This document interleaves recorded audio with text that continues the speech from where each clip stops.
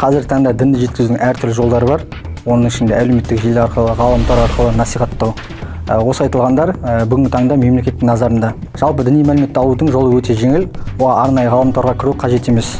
Егер сіз діни мазмұндағы кітаптарға қызығушылық танытсаңыз, мешіт жанындағы дүкендерден немесе рұқсатнама алынған дүкендерден барып сатып алсаңыз болады. Ал егер де әлеуметтік желіге кіретін болсаңыз, еліміздің Қазақстан мұсылмандар діни басқармасының арнайы сайттарына кіріп, және де Қазақстан мұсылмандар діни басқармасына қарасты облыстық бас мешіттердің сайттарына кірсеңіз болады. Осы сайттарға кірсеңіз, кітапхана деген бағам бар. Сол бағамнан өзіңіз қалаған діни мәліметті алуға болады. Қазір таңда діни кітаптар өте көп. Егер де діни кітап алатын болсаңыз, кітаптың алғашқы бетінде Дін істер комитетінің дінтану сараптамасының оң қорытынды алған жөнінде анықтама болуы қажет. Ел аумағында тыйым салынған діни мазмұндағы материалдар мен діни әдебиеттерді бас прокуратура ресми сайтынан біле аласыздар.